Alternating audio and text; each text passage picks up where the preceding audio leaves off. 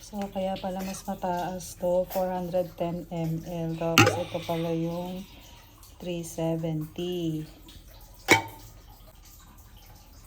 Naglagay muna ako na 4 na tasa dito na tubig para pagtunawan lang ng gulaman. Iba ang kulay niya kasi mag-expire na siya ng June. Ayan. At yung 6 na tasa ay pinakulo ko sa tea kettle para hindi ganun kaaksaya sa gas.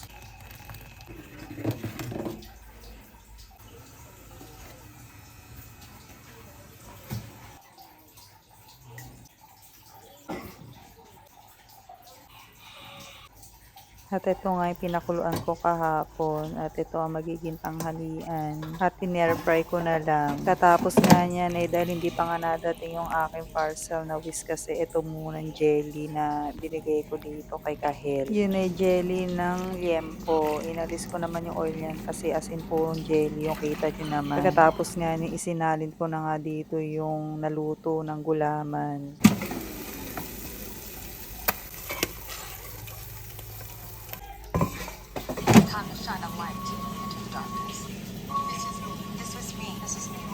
At nang maluto ko na nga itong liempo ay di busog pa naman ako kaya mga mag-aalauna na ako nang ako ay magtanghalian.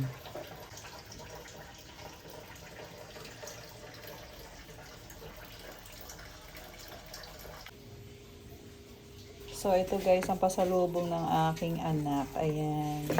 Si Yumi. So ayun, pagod na nga naman sa buhay. Oh. Oh, paano na ang calorie natin yan? So, ayun guys, lalamon na naman tayo for today's videos. Ayan.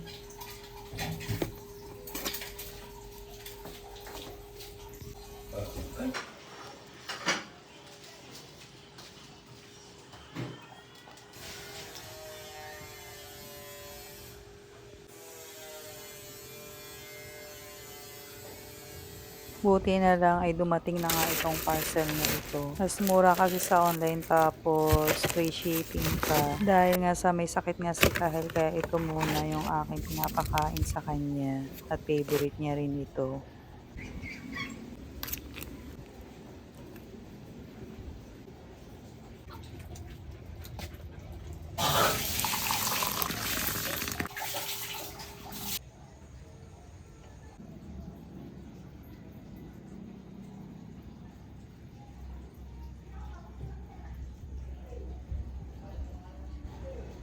At binukod ko nga muna dito si Kahel kasi nga para malaman ko kung maganda yung kanyang dumi at ihi. Dahil madami naman siya nakain pero hindi pa siya nadumi.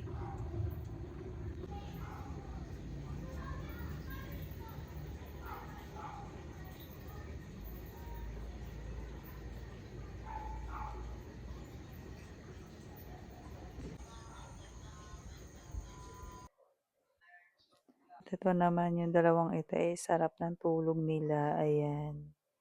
Nahilik pa.